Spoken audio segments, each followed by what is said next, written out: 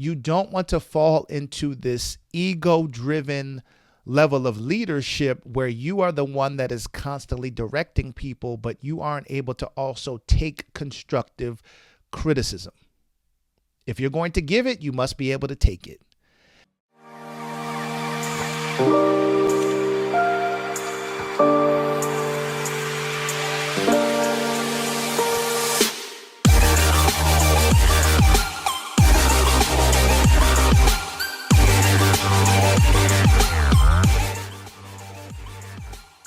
What's going on, aspiring school leader? I am Dr. Donovan Smalls II, and welcome to Beyond the Classroom. I help aspiring school leaders land their first leadership role, navigate complex dynamics, enhance communication skills, and drive instructional excellence. Today's topic is: want coachable teachers? Be a coachable leader first. See, now, the truth is that everyone wants coachable teachers. But I'd argue that you have to be a coachable leader first. Are you modeling the message? Are you actually diving deep into you being someone that is receiving coaching, somebody that is receiving mentorship? Or as an aspiring leader, are you looking at leadership as a destination? Are you looking at leadership as you getting into the role and now you have arrived? And so all of a sudden you are this expert that doesn't also receive the level of coaching that you want to provide your teachers. See, if elite athletes like LeBron James, like Steph Curry, like Kevin Durant, if these individuals still invest in coaching, and I'm not talking about within the organization that they play for. I'm talking about like outside trainers and mentors and coaching. If they invest in the level of coaching that they need, that they know are going to move the needle forward, not only for themselves, but also for their team, what makes you think that you also don't need the level of coaching and mentorship that's going to help your leadership thrive? See, here's the thing. As an aspiring leader, I could imagine that you have never actually received the level of coaching outside of a district-led professional development session that actually moves the needle forward in terms of your particular leadership. I'm not talking about the technical skills of learning how to look at the evaluation tool and evaluate teachers. I'm not talking about your education administration program that provides you with some sort of certificate or degree at the end. I'm talking about practical tools and strategies to help you become a better leader. And so that's why coaching is so important. Recently I read this book. It's called Extreme Ownership.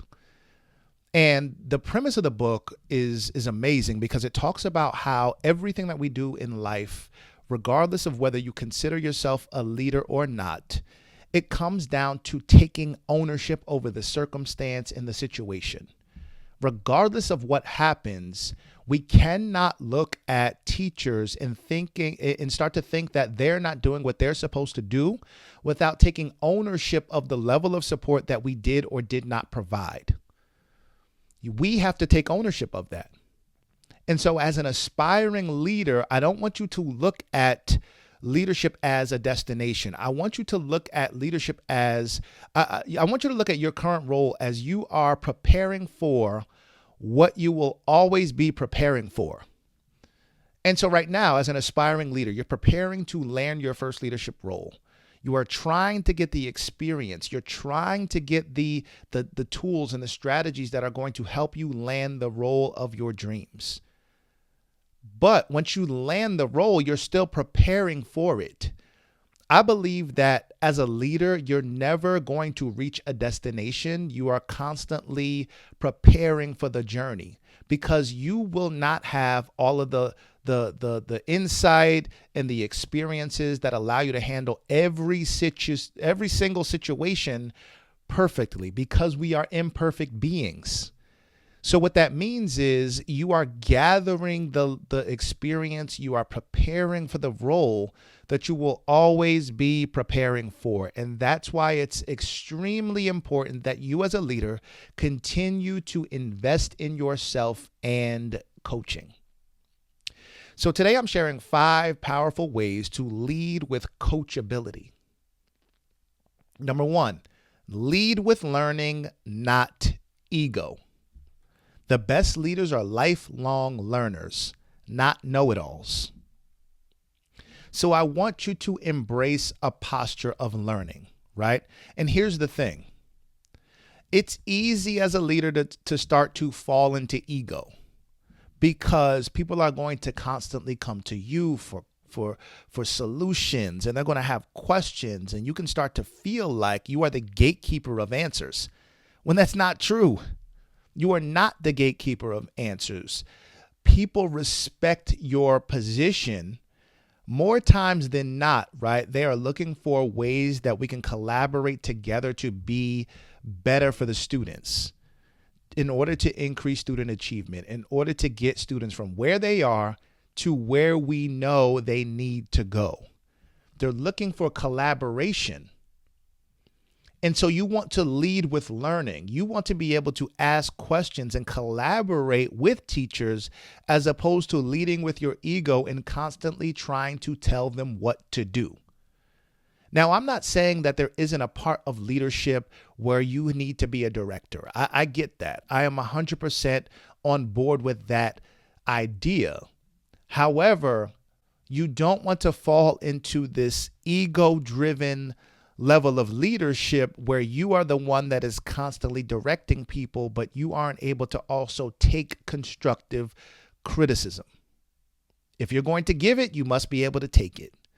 And so I think it's important to not lead with ego, to lead with learning, to constantly focus on being vulnerable enough to show the areas where you also need to improve. Take ownership of your learning. Number 2, ask for feedback before it is given. Coachable leaders don't wait for feedback, they seek it. So here's one of the strategies, the practical strategies that I try to use as much as possible, right? Whenever I'm having some sort of pre-conference, right, before I'm doing an evaluation or a post-conference, after I have done an evaluation, I'm also asking, what can I do to better support you? Are there areas where you see or that you are requesting additional assistance and support that I have not been able to provide you, or that I haven't been providing you? Am I not visible enough, right? You have to be vulnerable enough to ask the hard questions and then receive it and not get defensive. Again, going back to number 1, we're talking about ego. You have to allow yourself to be coachable, right? Not only receive coaching maybe from an outside source outside of your particular district because they have a purview that you don't, but I'm also talking about being coachable as it relates to having critical conversations with your teachers, allowing them to coach you. See, a part of coaching is being able to receive the feedback, even if it's from somebody that you supervise. Right? You cannot operate in your ego so much that when you supervise somebody and they provide you with feedback, then you try to twist it. You try to twist what they're saying in order to fit your ego because you don't want to hear it and you believe that you are the supervisor. So everybody should be doing what you say, right? As an aspiring leader, again, you have not arrived. You will never arrive. You will continue to learn, and you have to make sure that you lead with learning, and you have to ask for feedback before it is given. Be a proactive learner, not a reactive learner. Don't just wait for something to go wrong or not meet the expectation. So now you're asking for feedback. Ask for feedback before we don't receive the results that we're actually looking for. So number 2, ask for feedback before it is given. Number 3, accept feedback, right? We kind of talked about this already. Accept feedback without being defensive. Feedback isn't failure. It's fuel. Feedback isn't failure, it's fuel. You have to stay open even when the feedback stings, right? Because as leaders, we need to make sure that we are constantly asking for feedback. And even if we don't like what we're hearing, we're taking our ego out of it. We're taking ourselves out of it, right? Sometimes we put ourselves so much into a thing that when somebody gives us feedback, all we are doing is filtering the feedback through our emotions, as opposed to taking our emotions out of the situation and actually hearing what the person is saying to see if it's actually valid. Because many times the feedback is valid, even if we do not like the way it feels. Is the feedback valid despite the way it makes us feel? That's the question that you have to ask yourself, because that's the type of feedback that's going to make you better. Listen, I get it. As a leader, when you step into that role, you are going to take pride in everything that you do. You are going to have a level of emotional attachment to the initiative that you put out, to whatever it is that you create, to whatever it is that you're working on, to the feedback that you provide. But here's the thing, when you receive the feedback, because you're always, most of the time, you're going to be on the side of giving feedback, right? But when it's time for you to receive the feedback, you have to take your ego out of it, because that's all it is.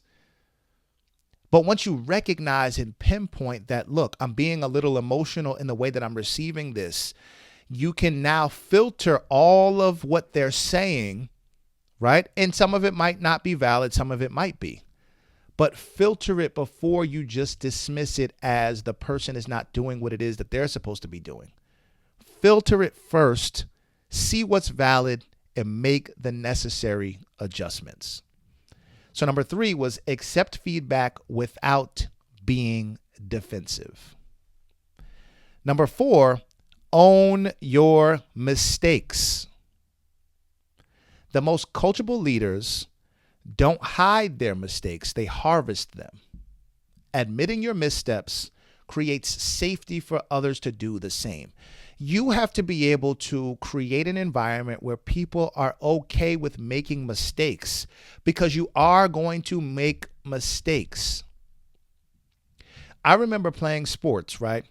And, the worst situation that you want to be in is you don't want to be in a situation where you're playing for a coach who doesn't allow you to make mistakes. Because then you're being timid, because then you're not being yourself, because then the parts of you that are really responsible for moving things forward for your team are not going to come out, because you're playing with a level of timidity, because you don't want to make mistakes, because you know that there are going to be a level of reprimand that comes with the mistakes that you make. Right. And I'm not saying that we don't need to correct certain mistakes and actually work towards being better. Right.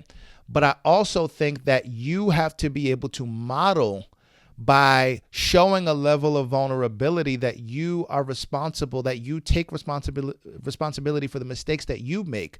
Because when you do that, it gives people an opportunity to also believe that they can make mistakes. Mistakes are a part of learning. Mistakes mean that you're actually trying to do your best. Mistakes mean that you are trying something new. And so you want to cultivate an environment where your teachers feel safe, right? And psychologically safe as well, to make the mistakes that are going to move things forward. But you have to model that. So when you make a mistake, are you going to be vocal about it? Are you going to tell the person, look, I could have done a better job here. This is something that I also need to work on. It humanizes your leadership. It humanizes your leadership. So whenever you make a mistake, you want to harvest it so that you can become better and model what it means to lead with vulnerability. Owning your mistakes builds credibility and reinforces that learning is a part of the process for everyone, including you. Remember, at the beginning of this episode, we talked about being coachable. We talked about taking ownership, right? And that's what this is about. Own your mistakes. And then lastly, this is a question. This is the essential question of this episode. It is, are you modeling your message? You can't preach growth if you won't practice it. So if you are providing someone with some sort of text, right? If you are recommending a book because you know that this particular book is going to help the teacher improve their classroom management strategies, I'd ask you, what book are you also reading? And it doesn't have to be the same one, but are you modeling what you are expecting from other people? Are you modeling your message?